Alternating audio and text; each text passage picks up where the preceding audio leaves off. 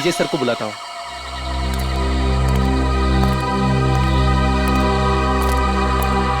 Hello hello विजय sir. हाँ बोलो दीपक। Sir इधर लफड़ा हुआ है। तुम्हें पक्का यकीन है? हाँ सर। कहाँ हो तुम? इधर पानी चिल्ली में। ठीक है, हम अभी पहुँचते हैं।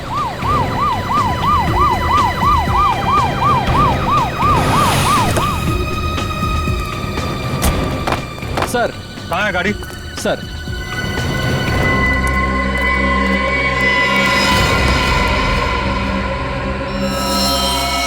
आदमी भी वही है और गाड़ी भी वही है। जाओ पकड़ो उसे। इंस्पेक्टर मुझे क्या हो रहा है यहाँ पे? आप प्लीज यहाँ से चले जाइए। नहीं मैं नहीं जा सकता, मुझे उससे काम है।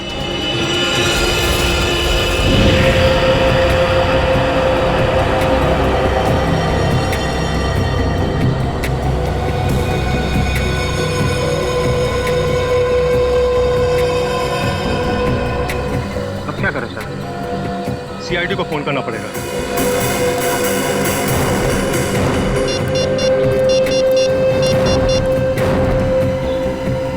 हेलो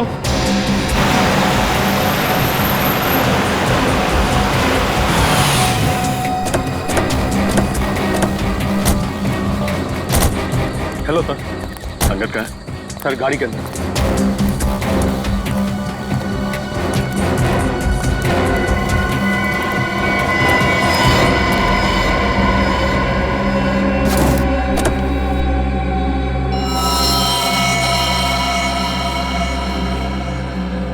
एक ही बार में गले की नस काट दी है।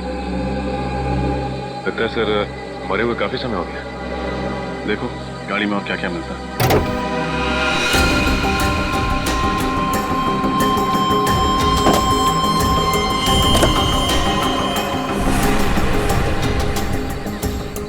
सर यहाँ ये और गाड़ी की पिछली सीट पे खून के धब्बे।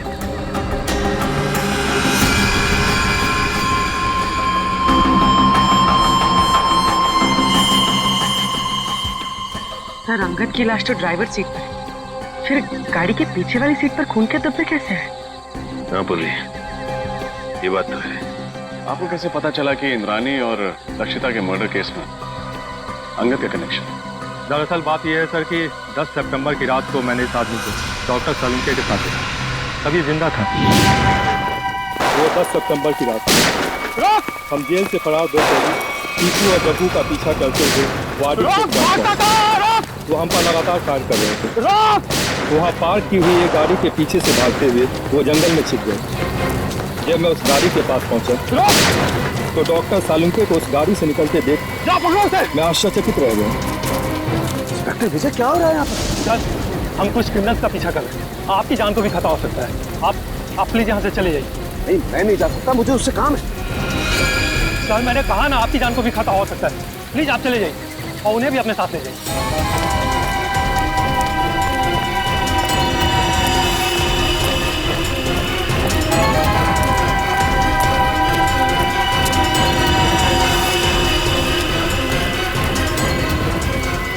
10 सितंबर को आपने डॉक्टर सालुंके को अंगद के साथ देखा था। 10 सितंबर को तो इंद्राणी और लक्षिता का खून हुआ था। सर हमने उनसे कहा था कि वो दोनों वहां से चले जाएं। वहां गोलियां चल रही थी, उनकी जान को खतरा था। लेकिन डॉक्टर सलूंके जिद करने लगे कि उन्हें इस आदमी से कुछ जरूरी बात करनी है। एक बात समझ में नहीं आई, लक्षिता और इंद्राणी के मर्डर से पहले सालुंके साहब अंगद को कैसे जानते थे? और आखिर ऐसी क्या बात थी कि वो उस रात अंगद से मिलने गए? ये सवाल तो डॉक्टर सालुंके से एसीपी सर ही पूछ सकता है। ये रही डॉक्टर सालुंके की तैयार की गई फॉरेंसिक रिपोर्ट जो उन्होंने सितंबर 11 को तैयार की थी। और इस फोल्डर में दोबारा की तैयार की गई पोस्टमार्टम रिपोर्ट है जो तारिका और मैंने मिलकर तैयार की। और क्या अंतर है दोनों में? डॉक्टर सालुंके की रिपोर्ट के मुताबिक इंद्राणी और लक्षिता का खून रात 9 और 11 बजे के बीच हुआ, जबकि सच तो यह है कि दोनों की मौत रात 8 बजे के पहले हो चुकी थी। क्या? 10 सितंबर की रात को मैंने इस आदमी को डॉक्टर सलूंके के साथ देखा था।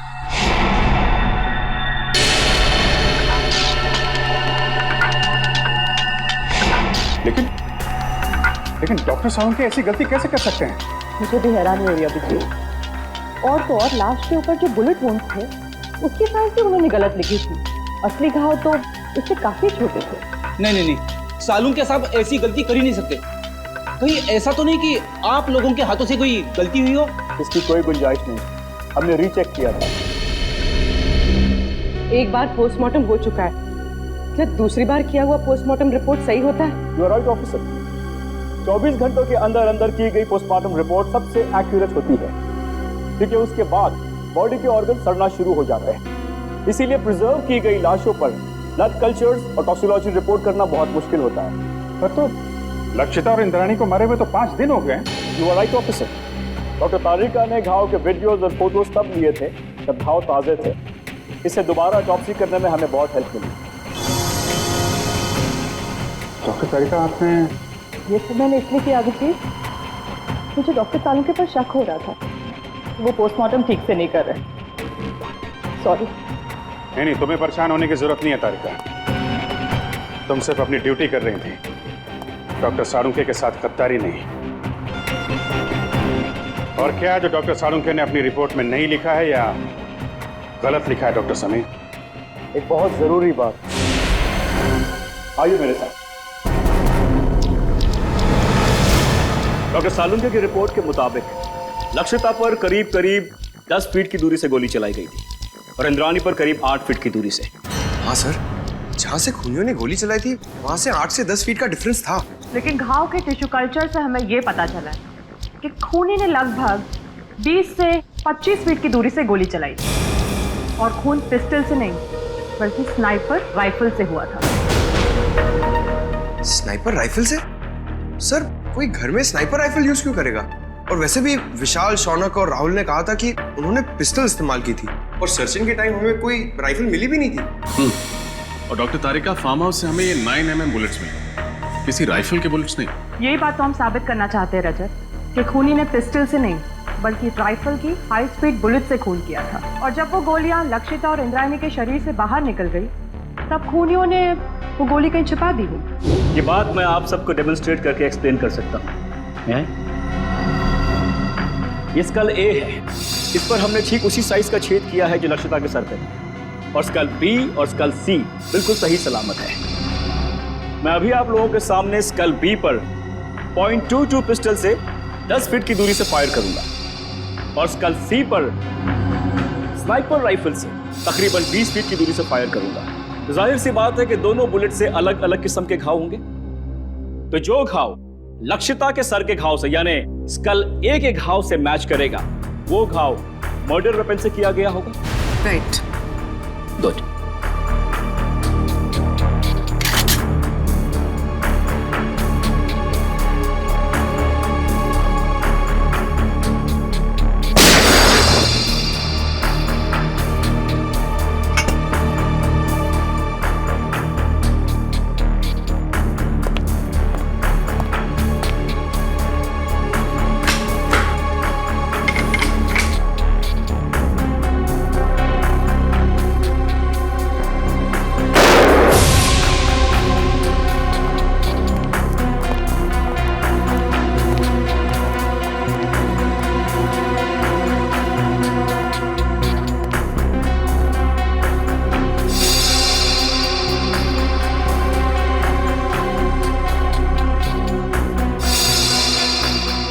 कहना बिल्कुल सही है सर, दोनों का खून राइफल से ही किया गया। हाई स्पीड बुलेट से जो घाव स्कल पर हुआ है वही घाव लक्षिता के सर पर भी था।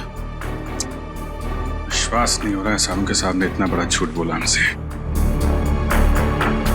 विशाल, शौनक और राहुल को लेकर आओ, उन्हें फार्म हाउस लेके चलते हैं, देखते हैं एग्जैक्टली वहां पे क्या हुआ था।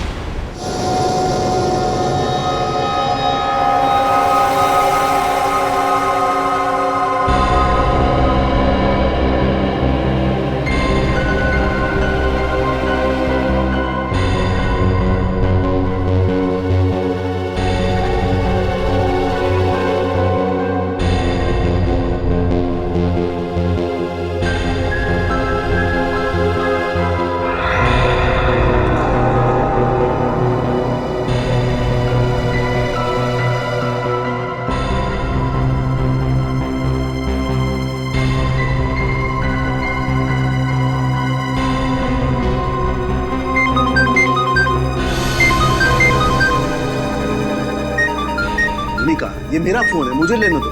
डॉक्टर सालुंके, आप शांत हो जाइए। अगर आप इतना चिल्लाएंगे तो आपका बीपी हाई हो जाएगा। Private number? हेलो जी, 1 मिनट, आपके लिए फोन। Thank you. हेलो, कहाँ हो तुम? मैं दोपहर से तुम्हारा इंतजार कर रहा हूँ, फोन क्यों नहीं किया? देखो, हाँ मुझे याद है सब कुछ, दोहराने की जरूरत नहीं है। आ रहा हूं मैं वहां पर। क्या तुम्हारा दिमाग खराब हो गया? देखो, जो कुछ करना है मेरे साथ करना, उसे कुछ भी नहीं होना चाहिए। हाँ ठीक है, आ रहा हूं मैं।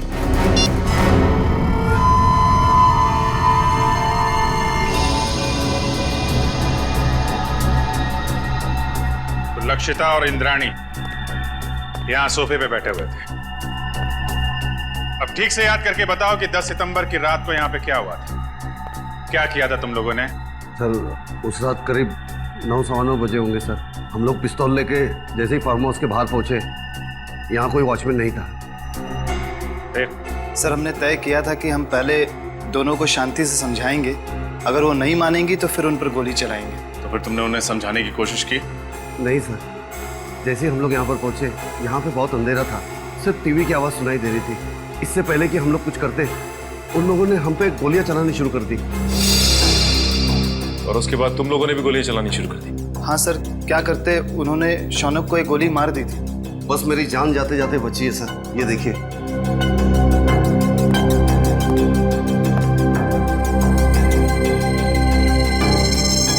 जब तुम्हें ये गोली लगी तो तुम कहाँ खड़े थे?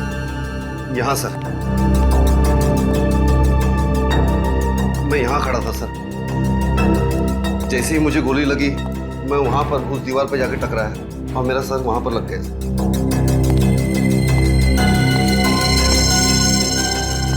यहाँ पे गोली लगी तो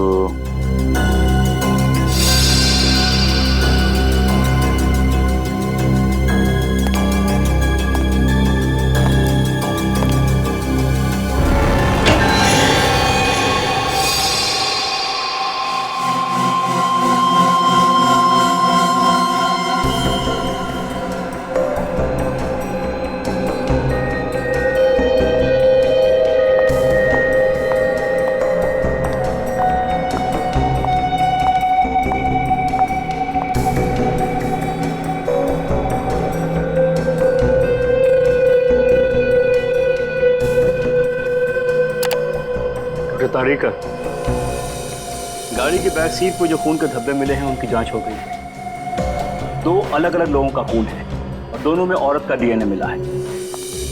हैव अ लुक। दोनों औरतों की उम्र 45 से ज्यादा नहीं होगी। डॉक्टर समीर, क्या आपको पूरा यकीन है कि इसमें और कोई तीसरे आदमी का डीएनए सैंपल नहीं है? दूसरी बार डीएनए जांच में कोई गलती नहीं होनी चाहिए। I am very sure doctor, मेरा टेस्ट गलत नहीं हो सकता है। ओके। अच्छा, आपने अभी कहा कि दोनों औरतों की उम्र लगभग 45 साल है, राइट? या 45। तो कहीं ये डीएनए इंद्राणी और लक्षिता का तो नहीं? उन दोनों की उम्र भी लगभग 45 साल ही थी। हो सकता है, क्वाइट पॉसिबल। लेकिन ये कंफर्म करने के लिए उन दोनों औरतों के डीएनए से इस खून के डीएनए को मैच करना होगा। इन तीनों की बातों से और डॉक्टर समीर और तारिका की फॉरेंसिक रिपोर्ट से साफ साफ पता चलता है, यहाँ पे सारा चक्रव्यूह जानबूझ के रचा गया है। Yes sir. अगर ये तीनों दरवाजे से ही गोली चला के भाग गए, तो फिर शौनक का खून लक्षिता के शरीर के पास कैसे मिला? और सर, अगर दोनों यहाँ बैठी थी तो हमें इंद्राणी की लाश यहाँ नीचे कैसे मिली? हो सकता है गोली लगने के बाद वो वहां से उठ के भागी और यहाँ पे गिर पड़ी। और इस दीवार पे गोलियां कहाँ से चलाई गई? और तो और इन तीनों लोगों की उंगलियों के निशान इस घर में कहाँ से आए? अंगद, ये सारी कारीगरी उस अंगद की है। उसी ने इन तीनों की उंगलियों के निशान और ब्लड सैंपल यहाँ पे प्लांट किए हैं। और सर, अगर इंद्राणी और लक्षिता ने गोलियां चलाई होती तो हमें गन्स भी मिलती। गन्स तो हमें मिली नहीं है। करेक्ट। और सबसे बड़ी बात यह है कि गोली अगर दरवाजे की तरफ से चलती तो घाव सर के पीछे की तरफ होता है, सामने या साइड में नहीं। अब तो साफ हो गया है, डॉक्टर सालुंके ने जानबूझ के गलत रिपोर्ट बनाई है ताकि हम इन तीनों पे शक करें।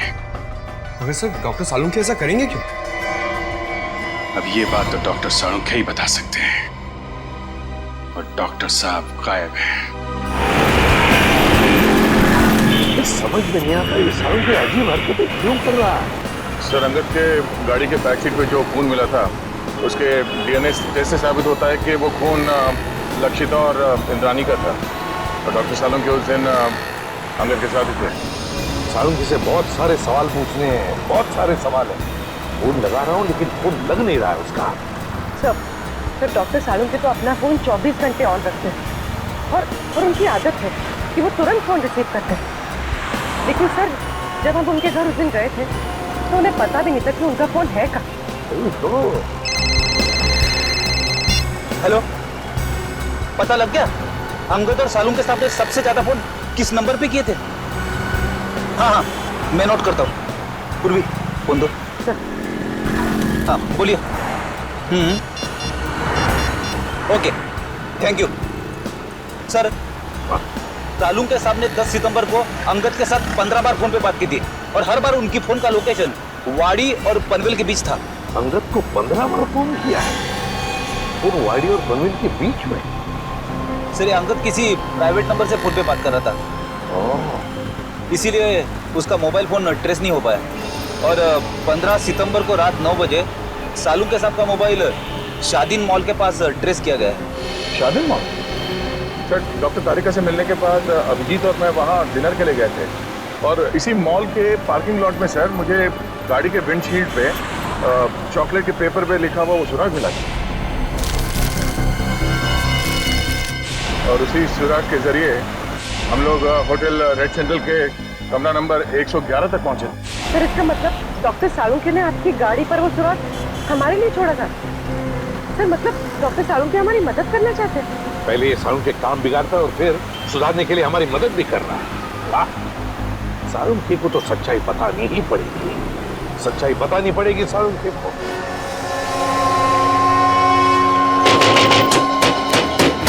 सालुंखे! सालुंखे! डॉक्टर साहब! सालुंखे साहब! सर, दरवाजा तोड़ दूं? तोड़ दो। डॉक्टर साहब! सालुंखे! सालुंखे! देखो उसे, देखो।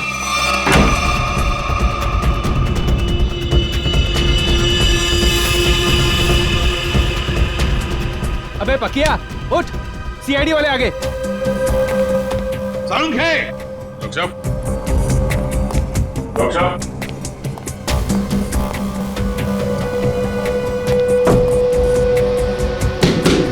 सालुंखे साहब!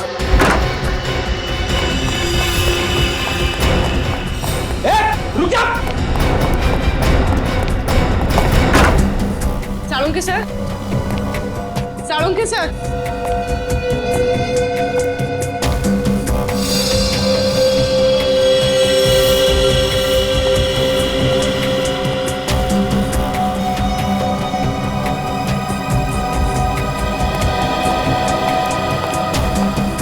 सालुंखे गायब है ना? क्या शक था मुझे यही होगा। सर, ये क्या है? सालुंखे का पुराना शौक, लकड़ी के मॉडल्स बनाना।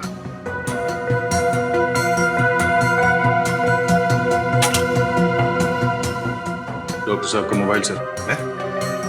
मोबाइल छोड़कर गया वो? ऑफ है।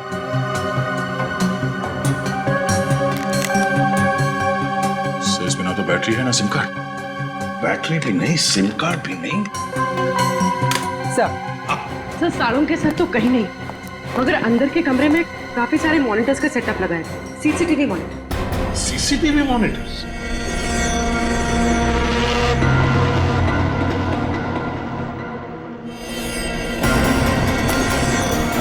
रुक जाओ, वरना गोली मार दूंगा।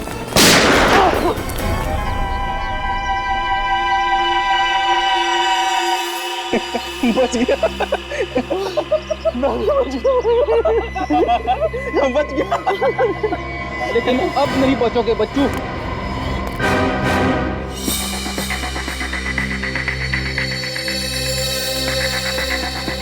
सर, हाँ?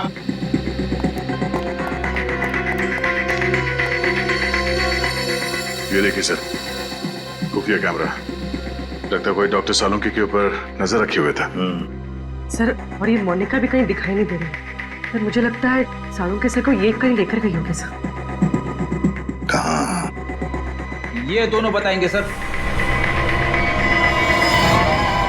हमें कुछ नहीं मालूम साहब। क्या जानते हो डॉक्टर? साहब कुछ नहीं जानते सर। कुछ नहीं जानते? कुछ नहीं जानते साहब, हम तो सिर्फ घर की देखभाल करते हैं साहब। डॉक्टर सालुंके और मैडम मोनिका के जाने के बाद घर में कोई ना देख पाए सर। डॉक्टर सालुंके कहाँ है? हमें कुछ नहीं मालूम सर। तो छोटे मोटे टपोरी है सर। हमें कहा गया था इस घर पे नजर रख के, और जब भी कोई इधर ताक झाक करे तो हमें खबर कर दे। तुमने अभी तक ये नहीं बताया कि डॉक्टर सालुंके और मोनिका कहाँ है? बताओ। कैसे बताए सर? हमें खुद को नहीं पता। हमें तो इतना पता है कि जब तक राहुल, शौनम और विशाल को अदालत सजा नहीं दे देती, तब तक डॉक्टर सालुंके को अपने कब्जे में रखने का है। सर, हमने आपको सब कुछ बता दिया है सर। अपना जुर्म भी कबूल कर लिया है सर। और सर ये भी बता दिया है कि हमने लक्षिता और इंद्राणी का खून कैसे किया। फिर हमें यहाँ क्यों बिठा के रखा है? ये बताने के लिए कि इंद्राणी और लक्षिता का खून तुम लोगों ने नहीं किया। क्या?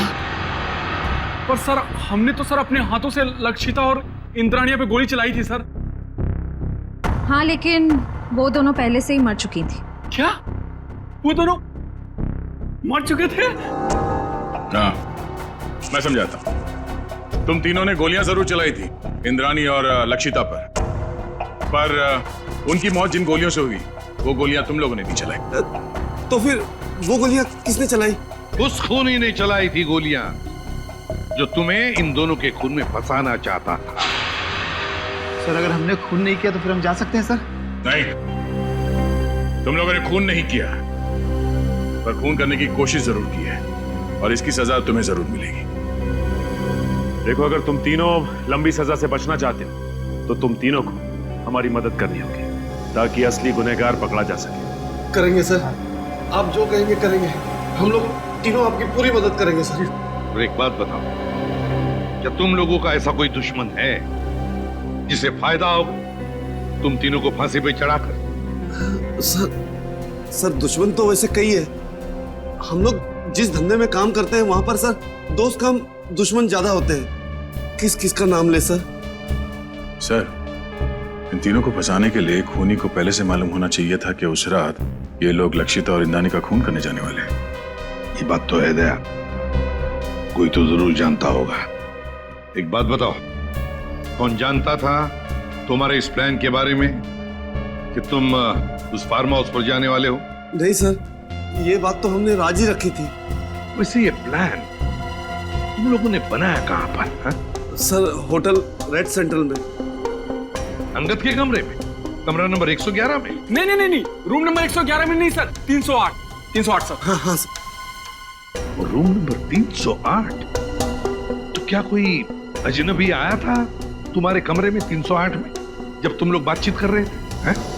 विशाल, तुझे याद है जब हम लोग उस कमरे में बात कर रहे थे तो वहाँ एक वेटर आया था इंटरकॉम का फोन रिपेयर करने के लिए, और उसने गलती से टेबल पे रखा हुआ खाना गिरा दिया। अरे गलती से नहीं भाई, जानबूझकर गिराया था उसने खाना। और वो उस कमरे के अंदर कपड़ा ढूंढ रहा था खाना पूछने के लिए, ताकि वो टाइम पास कर सके और हमारी बातचीत सुन सके। लेकिन सर, हमने उसके सामने तो कोई ऐसी बातचीत की ही नहीं थी। सचिन, ले जाओ इन तीनों को। चलो। हाँ फ्रेडी, क्या पता चल? सर, हमने पूरा फुटेज चेक कर लिया सर। सालुंके साहब के घर पे मोनिका और तारिका के अलावा बाहर का कोई आदमी आया नहीं था। और सर, सालुंके साहब और तारिका के बीच में कुछ बातचीत हुई है। क्या बातचीत हुई है? अब साउंड नहीं है, इसके लिए समझ में नहीं आ रहा। सर, किसी लिप रीडिंग एक्सपर्ट को बुला लेते हैं, शायद कुछ पता चल जाए कि इन दोनों के बीच क्या बातचीत हुई थी। बुला लो किसी लिप रीडिंग एक्सपर्ट को, पता तो चले क्या बात हो रही थी। होटल रेड सेंट्रल, कमरा नंबर 308, वेटर।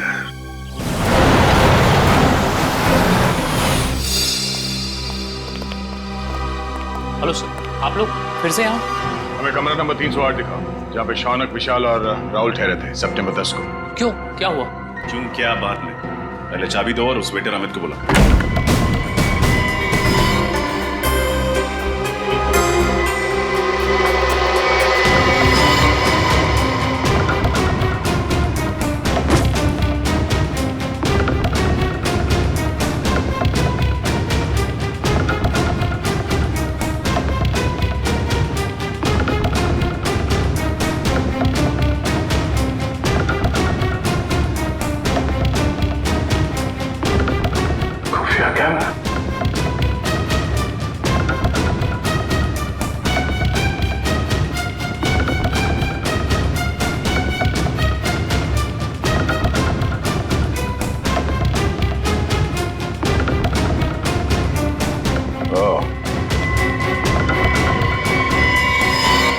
ये देखो, खुफिया कैमरा और ये बग। इन चीजों के जरिए खूनी शौनक और उसके साथियों का प्लान सुन रहा था।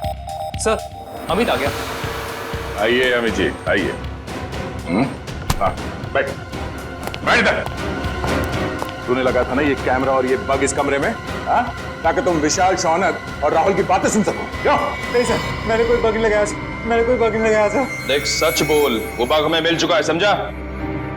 बात यहीं पे बताएगा या कहीं और ले चले तुझे? हाँ सर, हाँ, मैंने लगाया था बग सर, मगर मैंने ये अंकल साहब के कहने पे ही किया था साहब, और उन्होंने मुझे 50,000 के बदले में 2 काम करने को कहा था साहब। कौन से 2 काम? सर, एक काम तो किसी बहाने इसी कमरे में बग और कैमरा लगाने को कहा था साहब। और दूसरा काम? दूसरा काम लक्षिता और इंद्राणी मैडम को इस होटल के बाहर किसी इलाके में छोड़ने को कहा था साहब। कब की बात है ये 10 सितंबर शाम को 6:45 बजे के आसपास का टाइम था सर। 10 सितंबर। चल, अभी वो जगह दिखा जहाँ पे तुमने लक्षिता और इंद्राणी को छोड़ा था। चल चल।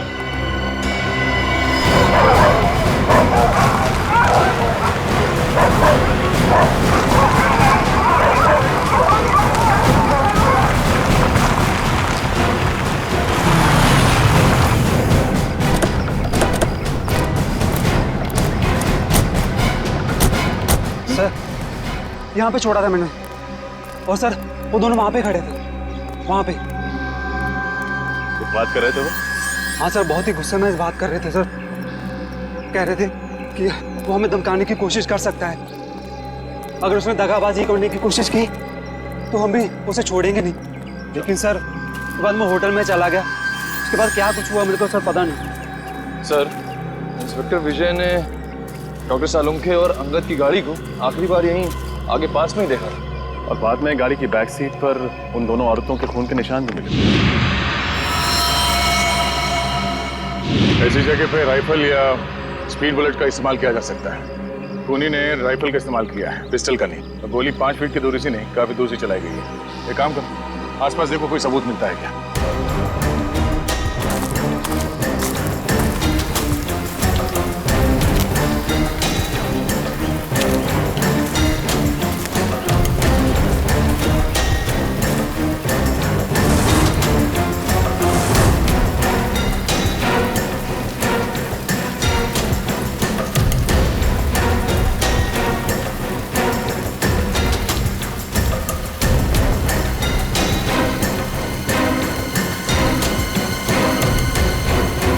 तो गोली और इस पे खून भी लगा हुआ है। दो गोली एक ही जगह पे कैसे? मतलब जो भी हुआ यहीं आसपास कहीं हुआ है। सर, निकल। सर, इस झाड़ी में ये सैंडल मिला है, इस पे खून लगा हुआ है, लेकिन सर खून सूखा हुआ है सर। खून लगा? हाँ सर।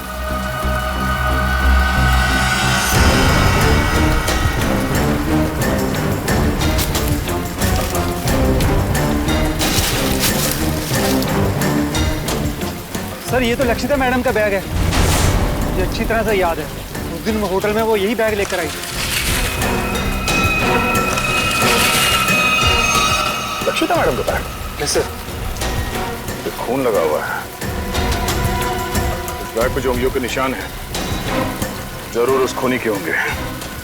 और वो खूनी भी ज्यादा दूर नहीं गया होगा।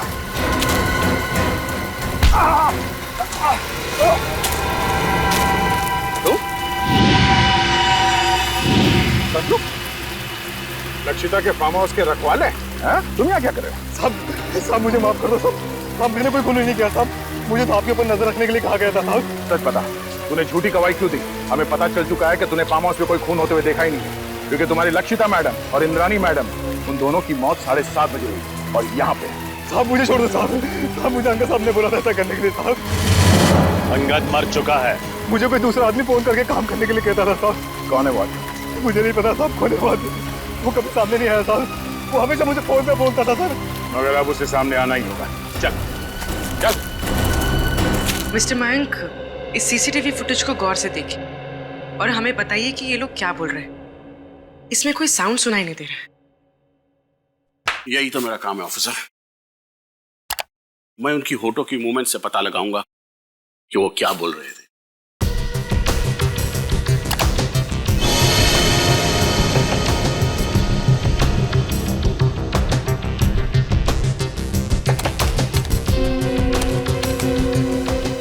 ACP sir,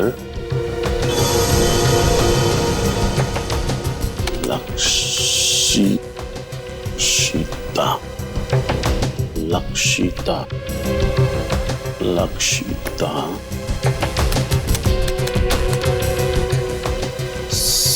CID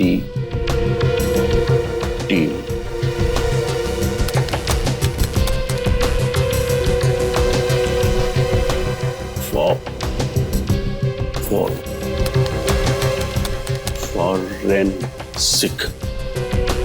forensic. Abhijeet, उस प्लॉट पर से जो पर्स मिला, उस पर जो उंगलियों के निशान है वो खूनी के ही हैं। सर, ये खूनी बहुत चालाक है। काम होने के बाद अपने आदमियों को भी मार डालता है। अंगद के अलावा किसी और को कुछ मालूम नहीं था उसके बारे में, इसलिए लक्षिता और इंद्राणी को मारने के बाद उसने अंगद का भी खून कर दिया। और इसीलिए अभिजीत, मुझे साळुंखे की चिंता हो रही है। उसकी भी जान को खतरा हो सकता है। समझ में नहीं आता गया कहाँ। हाँ, मैं कुछ मिला क्या? सर कोशिश कर रहा हूं सर। सर, ये मोनिका मुझे नर्स नहीं एक क्रिमिनल लगती है। जरूर यही साळुंखे साहब को कहीं ले गई होगी। हाँ, और ये तारिका, ये साळुंखे के घर क्यों गई थी उससे मिलने? और ये बात उसने हमें बताई भी नहीं।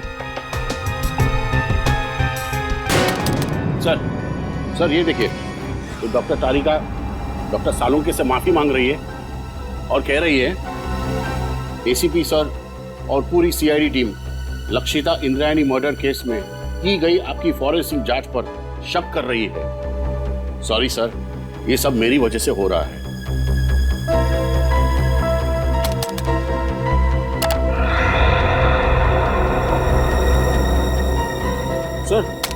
सर ये भी देखिए, डॉक्टर साळुंखे किसी के साथ फोन पर गुस्से में बात कर रहे हैं और कह रहे हैं जो करना है मेरे साथ करो, उस लड़की को कुछ नहीं होना चाहिए, मैं आ रहा हूं। उस लड़की को जाने दो। है कौन ये लड़की अभिजीत, जिसे साळुंखे बचाने की कोशिश कर रहा और फिर खुद गायब हो गया? कहां गायब हो गया ये साळुंखे? ये सारा चक्कर क्या है?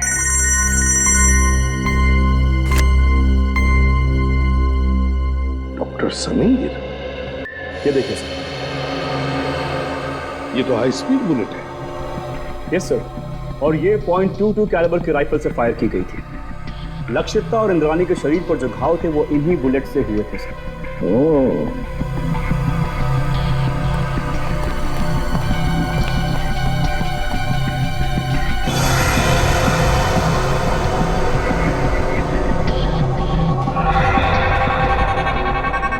डॉक्टर समीर। Yes sir. ये अंगूठे का निशान है ना? Yes sir. ये ऐसे धुंधले क्यों है ये निशान? ये ठीक से मिले नहीं? नो सर, ये धुंधला नहीं, ये निशान ऐसे ही है। I explain. ये देखिए सर, खून से सनी हुई बाकी उंगलियों के निशान हैं इस बैग पर, लेकिन अंगूठे का निशान नहीं है सर।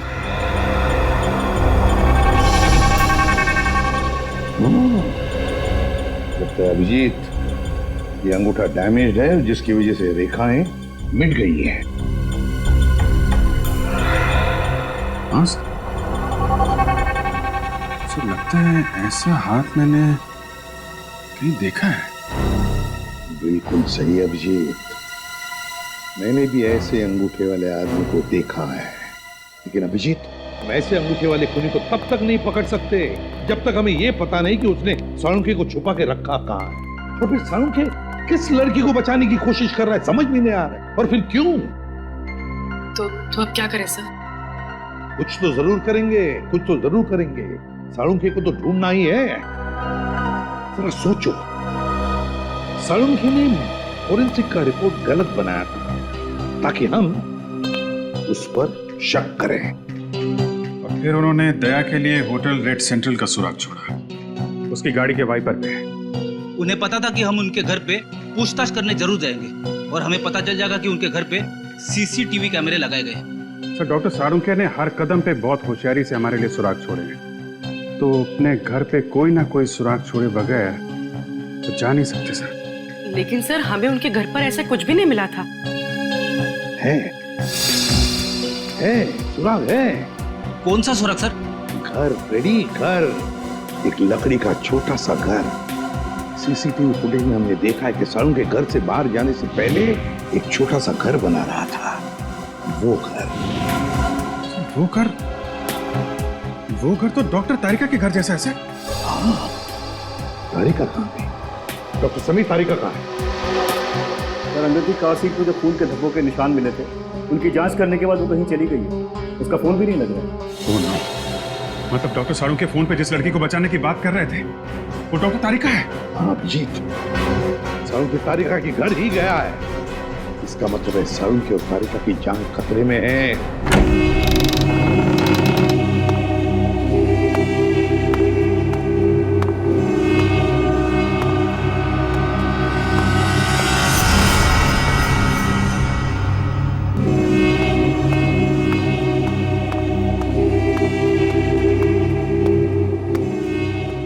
आज तुम दोनों की मौत होगी।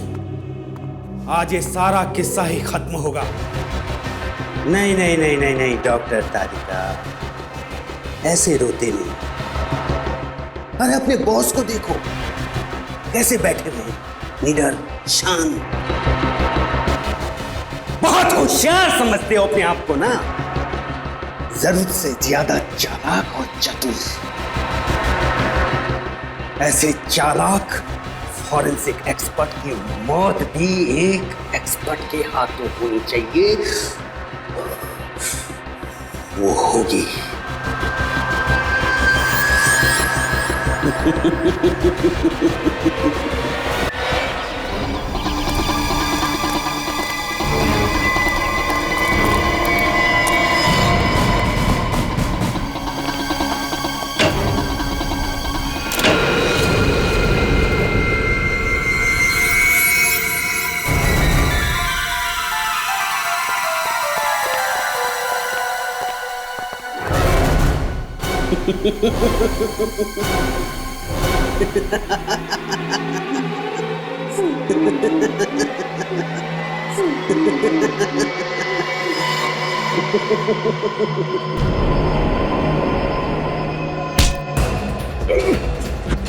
इंजेक्शन से दे दो तुषार, और किसी नहीं। सीआईडी मुझे जिंदा कभी नहीं पकड़ सकती है। मैं ये इंजेक्शन खुद इंजेक्ट करूंगा। नहीं नहीं।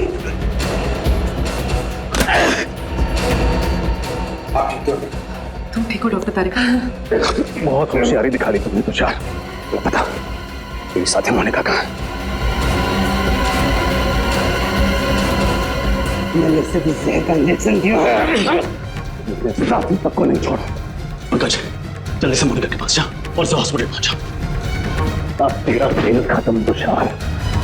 तूने डॉक्टर साळुंखे को बेईमानी करने पर मजबूर किया, लेकिन उन्होंने बेईमानी में भी ईमानदारी दिखाई और हमारे लिए सुराग छोड़ते गए। आपने मुझे धोखा दिया डॉक्टर साहब। अगर मुझे फांसी नहीं हुई तो जेल से निकलने के बाद मैं सीधे आपका खून करूंगा।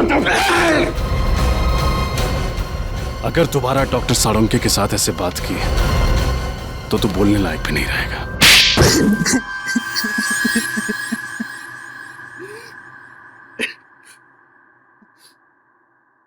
कितनी मेहनत से मैंने ये पूरा प्लान तैयार किया था। एक तीर में 5 शिकार, लक्षिता, इंद्राणी, राहुल, विशाल, शौनक, सबको एक साथ अपने रास्ते से हटाने का प्लान बनाया था मैंने। इंद्राणी और लक्षिता को तुमने क्यों मारा? क्योंकि मैं इनकी पूरी जमीन हड़पना चाहता था, इसलिए मेरे लिए इनका मरना बहुत जरूरी था।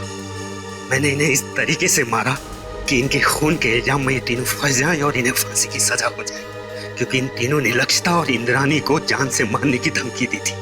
इसलिए सबको यही लगता कि खून इन तीनों ने किए। लेकिन इस सब में डॉक्टर साळुंखे को क्यों फंसाया तुमने? क्योंकि सीआईडी डॉक्टर साळुंखे पर बहुत भरोसा करती है। उनकी फॉरेंसिक रिपोर्ट के आधार पर केस की तहकीकात आगे बढ़ाती। यहाँ तक कि अदालत में फॉरेंसिक रिपोर्ट को बहुत महत्व दिया जाता है। इसलिए मैंने डॉक्टर साळुंखे को गलत फॉरेंसिक रिपोर्ट बनाने के लिए मजबूर किया। तुम्हारा दिमाग खराब है? तुमने पूरी की पूरी सीआईडी टीम के पीछे अपने स्नाइपर लगा रखे? वो भी बहुत अच्छे स्नाइपर। इनका निशाना कभी चूकता नहीं है डॉक्टर साहब। इसलिए मेरे कहे अनुसार अगर आपने इस मर्डर केस में इस फॉरेंसिक रिपोर्ट में बदलाव नहीं किया ना तो क्या? तो मैं आपकी पूरी सीआईडी टीम को एक साथ एक समय मरवा डालूंगा। मेरी मदद करेंगे ना? देखो तुम, आप मेरी मदद करेंगे। अगर आपने एक भी सीआईडी ऑफिसर को इन्फॉर्म करने की कोशिश की ना तो मैं पूरी की पूरी सीआईडी टीम को खत्म कर दूंगा। जरा सोचिए डॉक्टर साहब, 16 साल पुराने आपके दोस्त और सीआईडी टीम, इन सब की मौत के जिम्मेदार आप होंगे। आप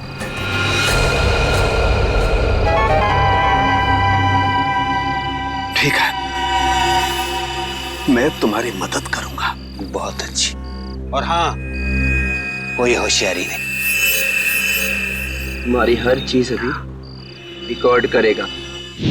तुमने डॉक्टर साळुंखे पर दबाव डालने के लिए हमारी जान लेने की धमकी दी। एक इंसान के पीछे एक हैवान छुपा हुआ है। अब बताओ, 10 सितंबर की रात को पनवेल के फार्म हाउस में क्या हुआ था? मुझे पता था अंधेरे में गोलियां चलाने के बाद राहुल, शौनक और विशाल को यही लगेगा कि उन्होंने लक्षिता और इंद्राणी को मार डाला है। जब वो वहां से भाग रहे थे तब मैंने वॉचमैन संतरू का इस्तेमाल किया। मुझे एक चश्मदीद गवाह की जरूरत थी जिसके बयान पर सीआईडी भी भरोसा करती और जो बाद में अदालत में भी तीनों के खिलाफ गवाही देता। प्लान तो तुमने बहुत मेहनत से बनाया था, लेकिन डॉक्टर साळुंखे की होशियारी और हमारी टीम की सूझबूझ और एकता के कारण तुम्हारा प्लान कामयाब नहीं हुआ। अब तुम्हारे खिलाफ ऐसा केस तैयार करेंगे कि इस डबल मर्डर के लिए तुम्हें फांसी ही होगी। साळुंखे, यार हमने तुम पर शक किया, मगर तुमने अपना सब कुछ दांव पर लगा दिया हमें बचाने के लिए। सॉरी यार। अरे सॉरी? हाँ सॉरी। कम ऑन यार। अरे मेरा फर्ज था ये सब कुछ करना। पिछले 16 साल से हम लोग एक परिवार की तरह से काम कर रहे हैं। सीआईडी मेरा अपना परिवार है यार। हाँ मैं मानता हूं, एक पल के लिए मुझे कश्मकश थी कि मैं सीआईडी को भी बचाऊं और अपने प्रोफेशन के साथ गद्दारी भी नहीं करूं। ये प्रॉब्लम थी मेरे सामने। लेकिन यार Pradyuman, please don't say sorry यार, प्लीज। चलो ठीक है, जो हुआ सो हुआ, है ना, भूल जा यार। लेकिन सबसे खुशी की बात क्या है मालूम? जो तू सही सलामत वापस आया वन पीस में। आना ही था मुझे वापस। मुझे पूरा भरोसा था तुम लोगों पर। मुझे मालूम था तुम लोग मुझे कभी कुछ नहीं होने दोगे। तो रोता क्यों है? रो नहीं रहा हूं मैं यार, रो नहीं रहा हूं मैं यार। तुम नहीं सुधरोगे यार।